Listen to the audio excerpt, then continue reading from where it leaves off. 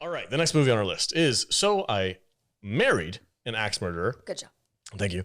And we'll find out exactly why they overuse this ridiculous song that they have in this movie. God, it took me out every time. I hate this freaking movie. Go ahead, Jude. Take it away. What is this movie all about? I did not like this movie. I didn't like this movie at all. Go ahead. 1993, So I Married an Axe Murderer. Rated PG-13 with a runtime of 1 hour, 33 minutes. This had a budget of $20 million. What do you think this brought into the box office? 20 million bucks? Mm-hmm. I'm going to say it made 42. Vader? 33. $11 million. It did not do well. Bombed, huh? Yeah. Makes sense. And this actually came out after the success of Wayne's World. Yeah. And, like, I always think of this as Mike Myers' first movie because I feel like for whatever reason, I saw this before Wayne's World, but like, in fact, it was his follow-up to Wayne's World. And it was a huge flop. Yeah. Well, I mean, it didn't help him with the cringy art house poem reading. Oh my God, that's terrible. So bad. And like in researching this movie to do my synopsis, like apparently that's his only job. He is an art house poet. That is his profession. Yeah, he's a slam poet. Yes. He gets paid to do that? I doubt it, but that is his profession. Wow. So bad. Yeah. All right, go ahead, Jude. Ready? Take it away. Yep. Charlie Mackenzie's unlucky in love. After dating the unemployed mafia girl, the cat-thieving klepto, and the girl who smells like soup, he's terrified of marriage until he meets the perfect woman, Harriett, who's been just as unlucky in love as him. They decide to get married, but just as Charlie settles down with Miss Right, it turns out she's Mrs. X, the bride who kills all her husbands on their wedding nights. She's already killed her husbands Ivan Drago, Ralph the plumber, and the lounge singer Richard Cheese. Charlie and Harriet arrive at their honeymoon hideaway just before a storm knocks out the electricity. Harriet tells Charlie she needs to tell him something, and Charlie confesses he already knows. The two stumble about in the dark while trying to bring the truth to light.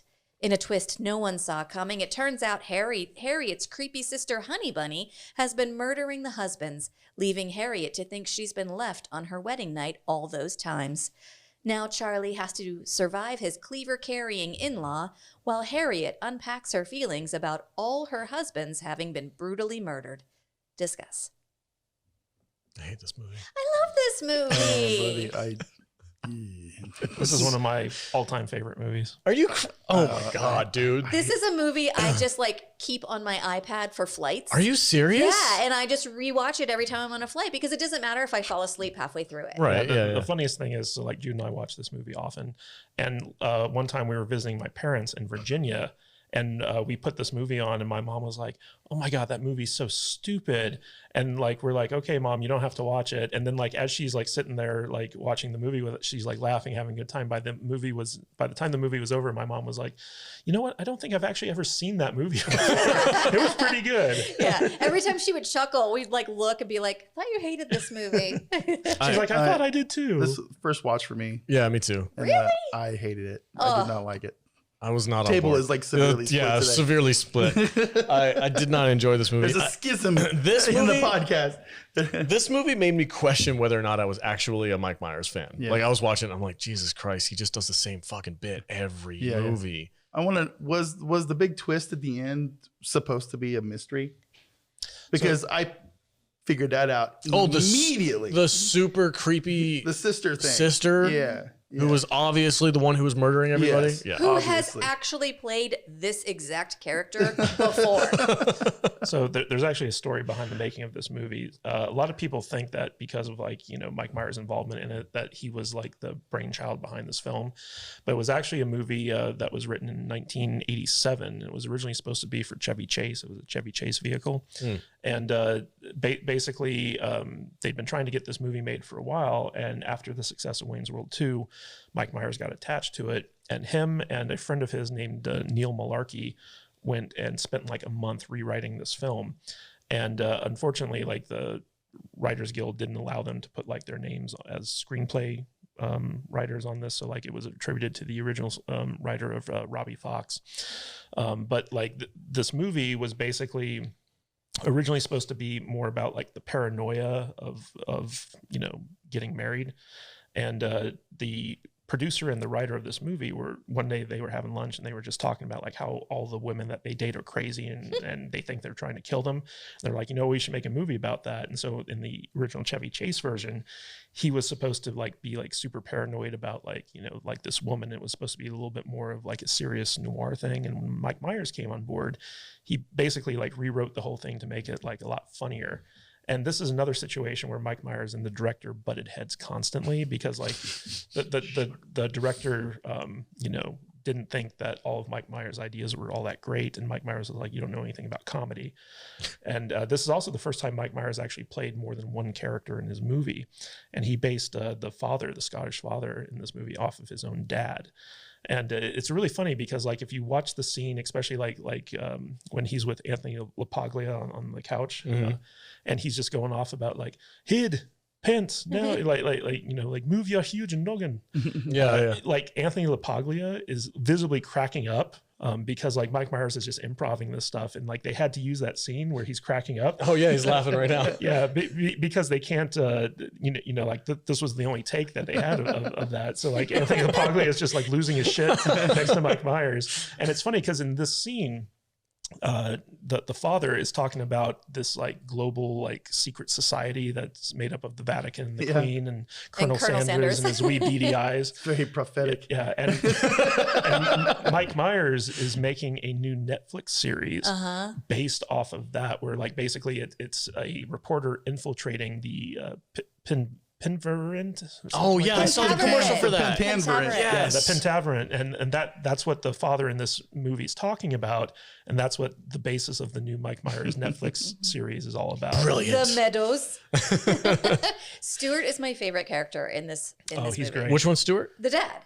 Stuart. Oh, okay, gotcha. He's just like making fun of his like youngest son about like how big his head is. He's just the skinny fat bastard. That's all it is. It's the same bit. Well, it's based off Mike Myers' real dad. Yeah, I get that, and that's fine. And this obviously came out before Austin Powers did. So, but it just like, I don't know, it kind of popped the bubble a little bit for me with Mike Myers because I thought like watching Austin Powers, like that was all so original and goofy and weird and off the wall. And then I go back in his career. I've never done this before. I've never watched his older movies. I'm like, that's all like the same stuff he's been doing over and over and over again. It was stuff from like his SNL. If it's not Scottish, it's crap skits. You've seen those, right? No. Really? You need to see those. Okay. I don't know. I kind of just popped the whole Mike Myers thing for me. I didn't like this movie.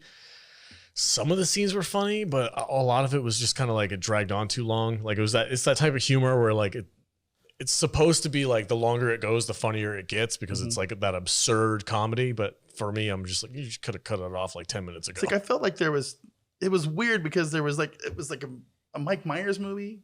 They tried to like insert some SNL type stuff into it, but then it was also trying to be like a romantic comedy. A rom-com movie at the same time, and it took me out of it. It didn't feel like they meshed well. That was pretty much the difference between the director and Mike Myers, where Mike Myers wanted to make it more of a comedy and the director just wasn't up to that, or he wanted to keep it like a little bit more with the original script. And that's one of the reasons they butted head. Also, Mike Myers, like 2 weeks before this movie started filming, he lost his father. And so like he was like in a bad emotional state, which made him like more difficult to work with. And I also think, and then he had to do a bit where he was acting like his. That's rough. Yeah, it was a rough time for him, but it brought forth some of what I think is some of his like funniest stuff. Like every time he's doing the impression of the dad, I lose it. Like it's so funny. That is good. Yeah, he's got like the Scottish Wall of Fame that has Sean Connery on it and stuff like that. And then like one of Jude and mine's favorite scenes is at the wedding when the dad is singing "If You Want My Body," and with the bagpipes, and the bagpipe solo, and then the guy passes out. And he's like, "We have a piper down. I repeat, a piper is down." There's some good bits. There's a couple of gold moments in this that are funny. It's mostly because of the dad and his goofy just antics, but I don't know, dude. I wasn't into this movie. They overused that freaking theme song that they had. I guess it's like the only song they had access to because they played it for the credits, and then they played it for the mantra, and then they played it for a tampon commercial. Yeah, seriously, it's a commercial out there somewhere. You guys have to find it. I remember seeing it. There she goes, Be true to yourself with a birth control pill that gives you a high level of effectiveness. I don't know, but anyway, I was over the song. I was over the bits. Some of the things were funny. I liked the relationship he had with his girlfriend, but he was kind of like freaked out. The little detective work. Oh, that's my favorite bit. Okay, I just reminded myself. So the cop, his best friend is the cop, and he's working this police department. Tony, and his like boss comes over, and he's like, can you play it a little angrier? Be like the really angry police chief who comes in here and says, I've had it with your nonsense. I can't take it anymore. You're fired. Give me your badge and your gun. And they keep playing this bit up to where at the end of the movie, his father is actually yelling at him. Is it his dad? No, it's not his dad. So basically, Anthony LaPaglia, who plays Tony, who's Mike Myers' best friend in this movie, he's obsessed with Serpico, and he's like a police officer. And so like every scene that he's in, he's like in a suit that Al Pacino wore in Serpico, a different version of it. And so like he wants his job to be more exciting, like it is in the movies, instead of just having to fill out paperwork. Right. And his police chief, or his lieutenant, who's played by Adam Arkin, he basically is like this super nice guy, and he's like very laid back and stuff like that. And Tony keeps trying to make him act like the tough like police chief from the movies. And eventually, in order to please like his employee, he starts acting like the over the top tough police guy. Yeah. And there's a great scene where like after he like gives him a chewing out, he's sitting there kind of like biting on his finger, trying to think like, was that good? Did that work? Yeah, he came back for notes. He opens the door up again. He's like, did that work? Was that good? He's like, yeah, that was great, Wasn't man. too much? Yeah, no, that worked perfectly. Too many ethnic slurs. that's the one that got me, dude. I started laughing out loud when he said that because he was making fun of him eating he's pasta like, or hey, something. paisan. Yeah, just show some freaking wet noodle up your ass or something like that. Isn't he uncredited in this just because he wanted to be in this movie? Yeah. That's crazy. Uncredited. That was my favorite bit in the movie, was the police officer and his chief, that whole relationship he had where they were trying to like mimic the old like noir cop movies or whatever. I also That bit like was really funny. Charlie's mom keeps trying to make out with Tony. Like she's like molesting him. She actually, I never caught it before this watch, but she says to Tony as they're leaving, "Give me a kiss and cheer me up." Really? Yeah. And then she's just like, "Oh, you're a right sexy bastard. When did you get so sexy?" I was going to ask you guys, when did comedians start doing like multiple characters in a movie? Because I know Eddie Murphy's real famous for doing that. Mike Myers is real famous for doing that. There's not a lot of comedians that could really do it well. I think didn't Peter Sellers do that with Dr. Strangelove or something like that? It's a skill. Is it? Yeah, I mean, it really is. Yeah, when did it become like a thing, though? I think Eddie Murphy was the one who really popularized it, but probably Mike Myers was doing that around the same time. Mm-hmm. But yeah, it was Meet the Clumps, I think, or the Nutty Professor. Yeah, the Nutty Professor was Coming to America. They did it. Oh, that's he right. did do it in Coming to America. Yeah, you're right. What year was that? Was that before this? Oh, That was long in the before 80s. Long this. before that. Okay, so Yeah. Eddie Murphy was the first one to do it then. No, Well, Well, not No, first, but like but- the first to popularize it. Yeah, maybe. Okay, I got you. I was wondering because I was watching this. I'm like, oh, I didn't know he did that before Austin Powers, and I guess yeah, this is the first movie where Mike Myers played more than one role, Okay, and it works really well. Like they do a lot of like very obvious like split screen yeah, stuff. yeah. I thought they pulled it off fairly well though. It was never like super obvious that they were. And the Nancy Travis character. So originally they were going to cast, what's her name from Basic Instinct, Sharon Stone, in this role. And Sharon Stone, because of her Basic Instinct background, was going to be like, oh, she's obviously like an axe murderer type thing. Yeah. And they were going to play that up. But Sharon Stone was demanding to play both, the Harriett character and the sister Rose. Oh, that would have been fun. And the studio kind of nixed that, and so like she backed out because she's like, well, if you're not going to give me what you want, I'm just going to go fuck off.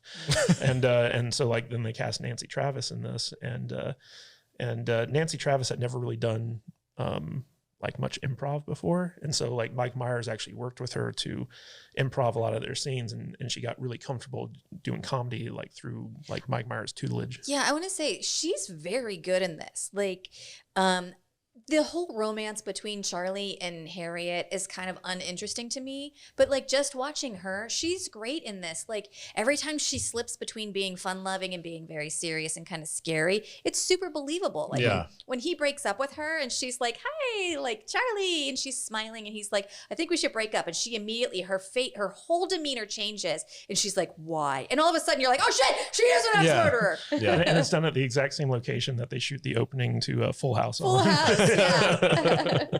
I did appreciate the tour of San Francisco throughout this movie.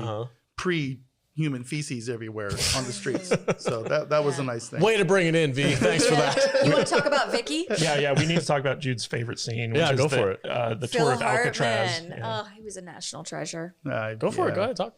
Yeah. That's all I've got to say. Like it's a tiny part in the movie, but it might be my favorite part in the whole movie. So there's a scene where Tony and Charlie go to Alcatraz to take a tour, and Phil Hartman plays the tour guide, and his character's name is Vicky, and he's like very dead serious, and he talks about the story of like how Machine Gun Kelly ripped out a bitch's eyes and then pissed in the eye sockets, and at the same time, like Mike Myers is just trying to talk about like how much in love he is with Harriet. And his friend Tony is like, like you don't talk over Vicky, and Vicky's just like giving him the eye. Yeah, Phil Hartman's brilliant in this scene. So many great cameos in this movie. Phil Hartman's my favorite.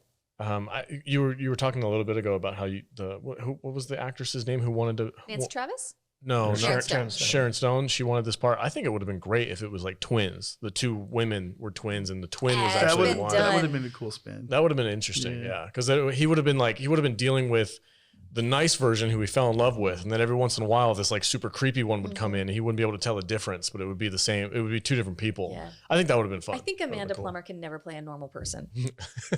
She's just creepy looking. She's the creepiest. Yeah. Play to your strengths, man. I kept on. The what's the girl's name? The main character, Harriet.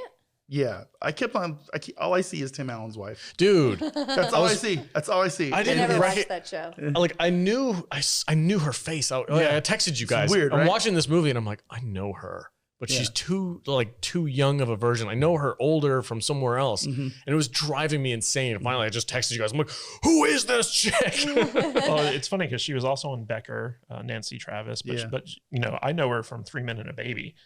Like that's where I remember her from. Yeah.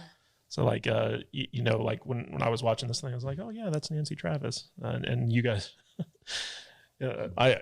Last Man Standing. That's where I know her from. That shit was freaking great. It's a good show. I love that show. Still on. Is it still going? I mean, they play it all the time. Yeah. Oh, okay. Oh, you mean like reruns? It's not like it's an old show. It's just finished recently. So there's a scene in this movie where Tony is trying to rush to the remote honeymoon location to save Charlie from, you know, the axe murderer. And it has my second favorite cameo ever, which is Stephen Wright as this pilot.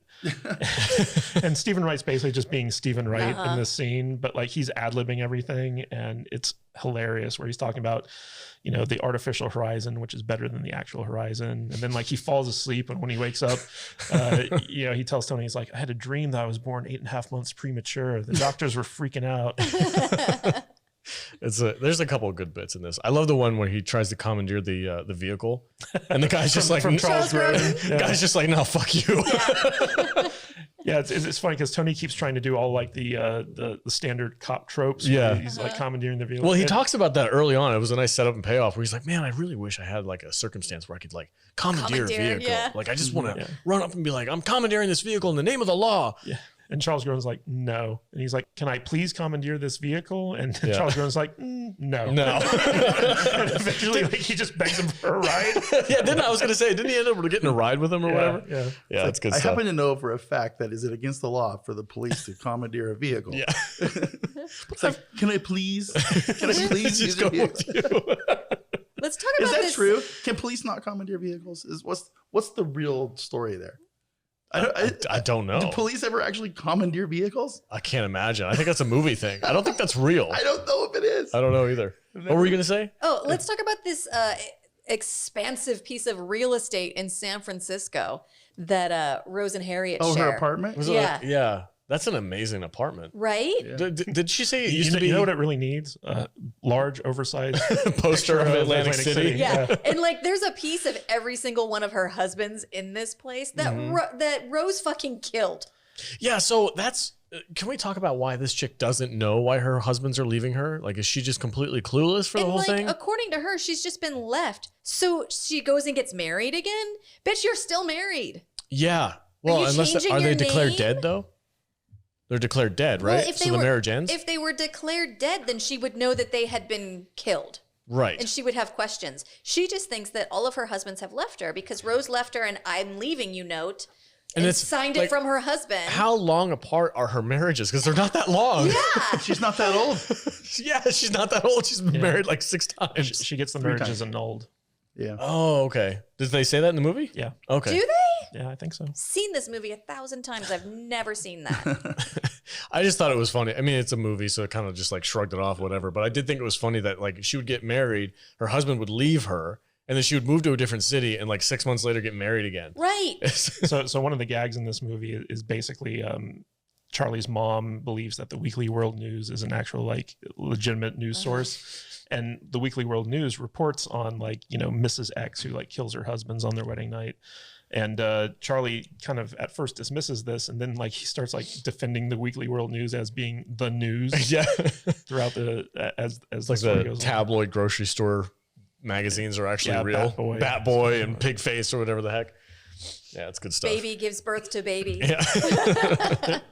There's a scene in this movie where Harriet makes Charlie like a health shake and tries to get him to drink it. Oh, yeah, yeah. And Jude's like, I feel like that's a scene between us that we've played out. It's like, look, I made you this this smoothie. It's healthy for you. Here, have some. He's like, no, I'm good. I don't want to. Just taste it. Just try a little. She's like chasing him around the house. Yeah, I I can see that. just yelled at him last night because I made curry and he took his bowl and immediately started seasoning it. And I was like, just taste it before you do that. Dude, And I'm like, can I just season my food, please? I put hot sauce on everything. Like my wife will make this like 4-course meal. She'll come out with this like wonderful grilled chicken, whatever, and I'll immediately put hot sauce on it. She's like, you son of a bitch. Just that with ketchup. Yeah, like when we saw that scene, Jude's like, I feel like this is something I would do to you. I made you a health shake. Please Yeah. drink it.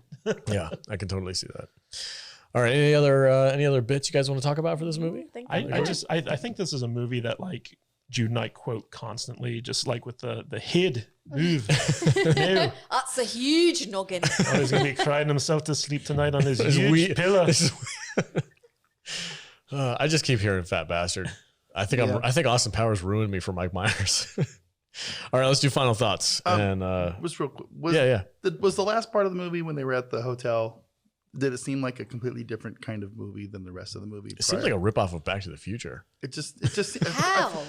I felt like I was watching The a clock completely- tower thing when they're hanging off the side of the building. Wasn't that this movie? Okay. I just felt like the whole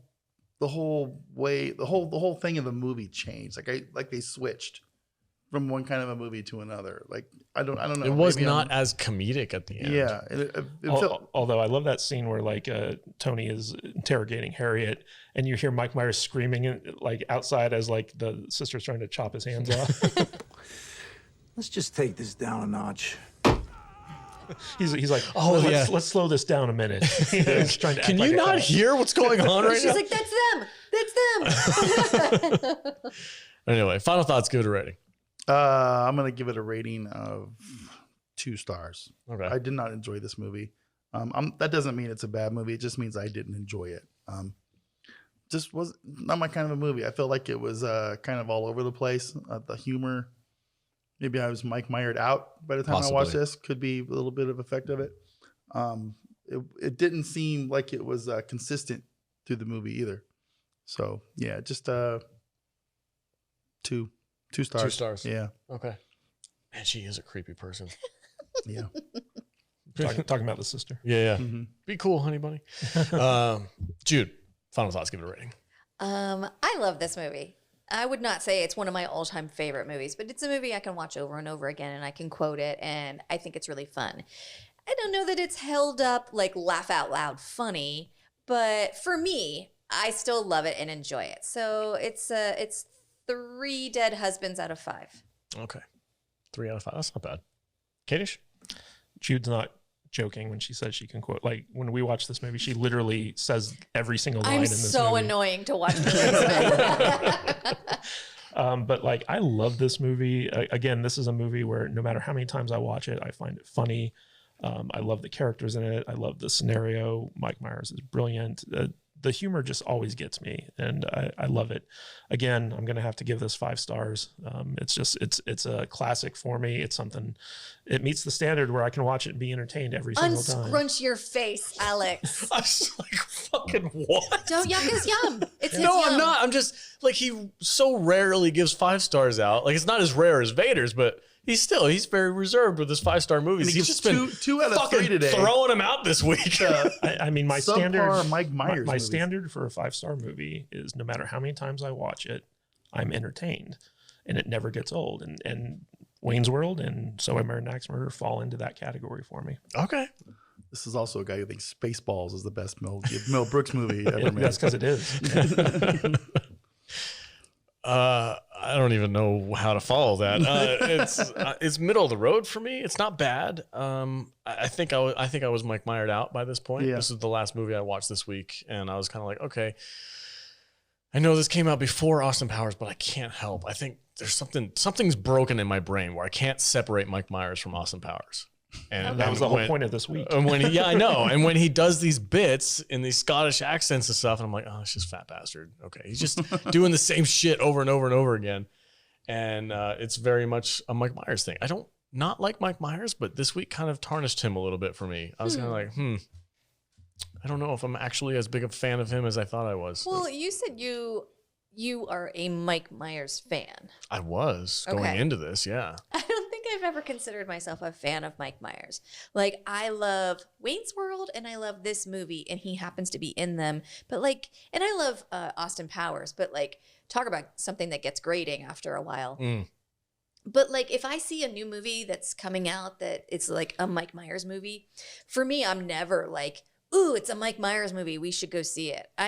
I think I err on the side of, ooh, that probably sucks. See, here's the rose-colored glasses I had for Mike Myers this week. Like before I had watched these movies, I knew he was coming back to do that Netflix show or whatever that we just talked about a minute ago. I was stoked. I was like, yes, Mike Myers is back. Hell yeah, man. It's been too long. I haven't seen a Mike Myers movie in forever. I know his career kind of took a shit after the freaking Love Guru thing. And it's kind of like he's been like on a hiatus since then. I was super excited to see him coming back into the limelight and like have his own show again. I was like, hell yeah, this is going to be awesome. I can't wait to watch it. And then I watched these movies and I was like, oh. Like, am I not excited anymore? The opposite of that. Really? I feel, yeah. I think that if I had heard that Mike Myers was coming out with a show, I would probably be very disinterested. But now that I know that it's what it is, because it's based off of something from this movie, which is a movie that I love, I'm pretty excited for it. Yeah. Interesting. I think Mike Myers is actually a really funny guy. You know, he's very influential in everything that he's done. He did take a really hard hit with the Love Guru, and I am so glad we didn't have to watch that pile of shit this week. But you know, he does things like, did you ever watch that resurgence of the Gong Show that came out or whatever a few years ago, where he was the host, but nobody knew it was him?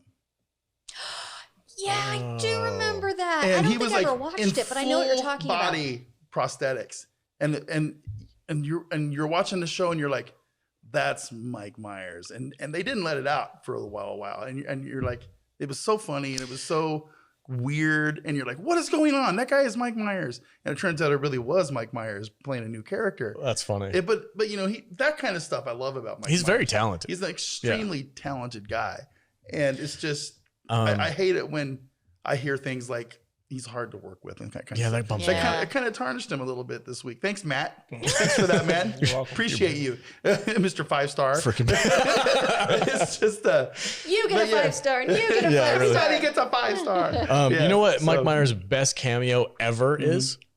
Inglourious Bastards. He was in a Quentin Tarantino movie. I don't remember. He was that. he was the general. He was a British general who gave Michael Fassbender his mission to go to that bar.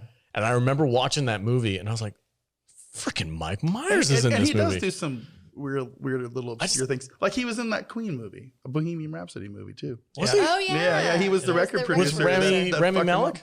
Yeah. Oh wow. He was also in Studio 52, 51, something like that. 54. 54, yeah. And he played like the gay club owner guy. Oh, interesting. Cool. No, I did not know he was in. He's actually a really good actor. Oh, he's very good. He's very talented. I'm kind of bummed that he's Apparently he's a dick. apparently. Well, you know, I what hope we he's need? not anymore. Maybe he was back then. You need to go home and watch Austin Powers and just cleanse your palate. put the glasses back on. baby. I haven't watched Austin Powers in a long time. I wonder if I still like it. Wanna make you horny, baby. The Spy Who Shagged Me and Goldmember are the best ones, I think, by I far. love the fembots. Fembots are great. Classic. All right, is that everybody's good? I'm going to give it 2.5, middle of the road, 2.5 star. All It's right. not bad. It's not my favorite, but it was fun. Right on. So yeah, that's it for our podcast this week. And we are all over the place with these scores. Bouncing all over. 2 to 5. Well, the table's split, man. Yeah. It's like Oh, yeah. we're on one side, they're in the fucking cloud somewhere.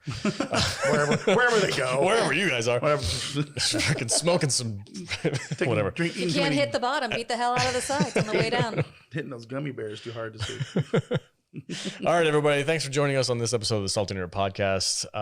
Vader, where can they find you on the socials, bud? You can find me at MattVader74 on all the social things. Twitter mostly, YouTube, Instagram. Here on our channel, right here every Saturday morning with Mr. Kadish and friends talking about Star Trek. And yeah, that's me. That's where we're at. Right on.